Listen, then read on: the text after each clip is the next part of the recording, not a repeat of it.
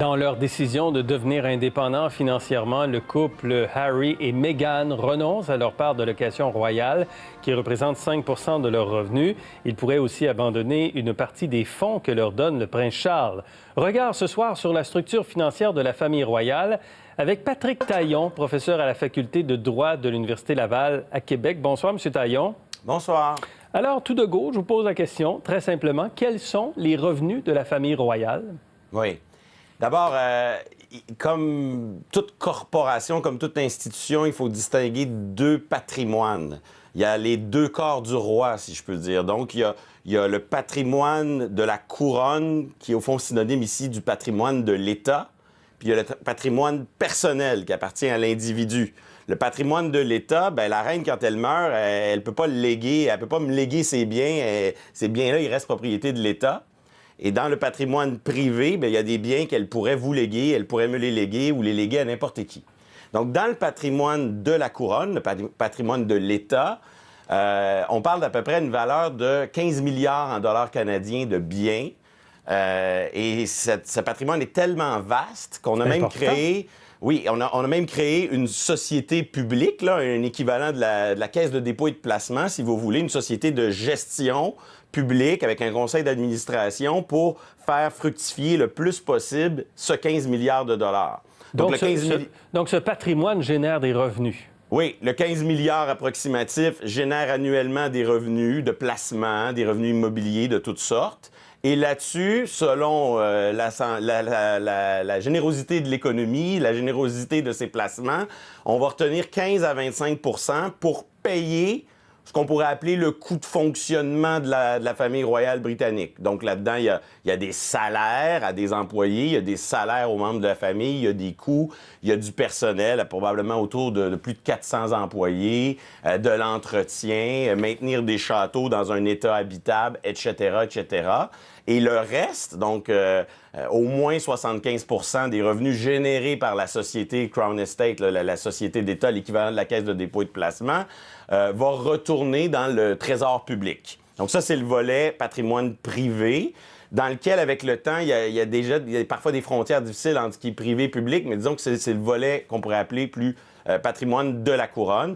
À ça s'ajoute, parce qu'évidemment, la famille royale, elle reçoit comme une forme de salaire dans tout ça. Ce salaire va dans leur patrimoine privé de personnes physiques.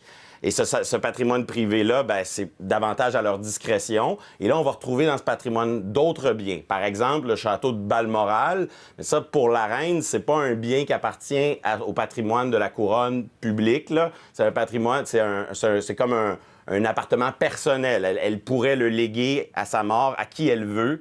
Il ne retourne pas dans le patrimoine de l'État. Donc, pour ces biens-là, c'est un peu plus compliqué à estimer, mais on peut penser que la génération d'Élisabeth II, son mari, le prince Charles, on parle d'à peu près des montants là, de l'ordre de plusieurs centaines de millions canadiens comme valeur de patrimoine. Puis pour la nouvelle génération, là, le prince William, le prince Harry, on est dans des patrimoines autour de quelques dizaines de millions de dollars canadiens. C'est un peu l'ordre de grandeur, si je peux dire. Et quand on parle, donc, on parle de patrimoine, on parle d'actifs publics, d'actifs privés. Exact. Et en marge de cela, à partir de cela, il y a des revenus de plusieurs millions de dollars qui sont versés à la reine, qui sont versés au prince Charles, qui sont versés au prince William et au prince Harry également. Oui, mais il y a une partie des revenus qui, dans le cas du patrimoine public, sont aussi reversés à l'État. Et c'est un peu normal qu'on ait une monarchie ou une république. Il y a dans ces biens, dans le volet plus public, il y a des châteaux. Si demain matin, les Britanniques abolissent la monarchie, on va quand même vouloir générer des revenus avec ces châteaux et on va quand même vouloir les entretenir. Oui. Donc, c'est ça qui est très, très difficile, c'est de séparer vraiment le privé puis le public dans un tel régime. Il y a pas mal de dépenses aussi, il faut dire, qui sont associées aux activités de la famille royale. Oui, toute forme d'institution génère des dépenses, qu'on a un régime présidentiel ou un régime monarchique, mais c'est clair qu'il y a une espèce de luxe qui accompagne la famille royale, ne serait-ce que parce qu'on veut que les châteaux, dans bien des cas, restent des résidences habitables. Et donc, il y a un certain coût qui entoure tout ça. Il y a un coût en termes de personnel aussi qui entoure la monarchie, donc personnel d'entretien, de service, mais aussi de l'expertise en communication, des conseillers politiques, des aides de toutes sortes. Donc ça, c'est beaucoup de dépenses. De la représentation, des œuvres de charité, mais aussi des missions à l'étranger qui parfois sont en partie payées par les pays que l'on visite et parfois sont payées par le Trésor britannique. Les contribuables britanniques paient aussi pour les activités officielles de la reine.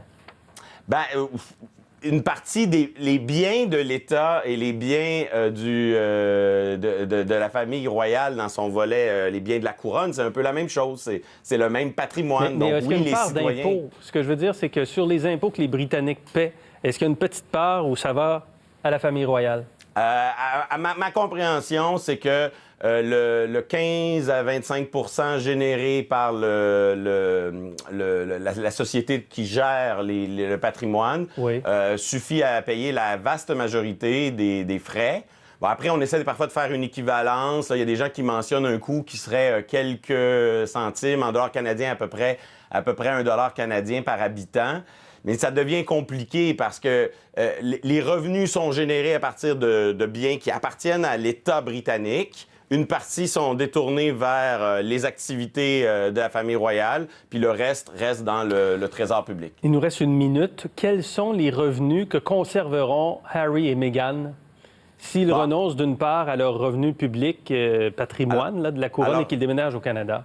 Alors, ils renoncent à ce qui représentait pour eux 5 de leurs revenus qui venaient du volet public. Par contre, le prince Charles a un duché qui lui appartient, qui génère l'essentiel des revenus de cette génération-là, du prince Harry et du prince William. Ça, il voudrait en conserver une part, c'est pas encore résolu. Ensuite de ça, ils veulent gagner leur vie à leur manière. Donc, on peut penser qu'ils vont commencer à chercher à générer des revenus à partir de leur nom, leur marque, leurs activités. Et à partir de ça, ils vont se constituer leur patrimoine à eux. Et là, se pose la question fondamentale pour nous ici, payeurs de taxes au Québec et au Canada, qui va payer pour leur sécurité durant la partie de l'année où ils vont résider au Canada. Alors, on attend la réponse à cela prochainement. Patrick Taillon, merci beaucoup. C'était très clair. C'est moi qui vous remercie. Au revoir.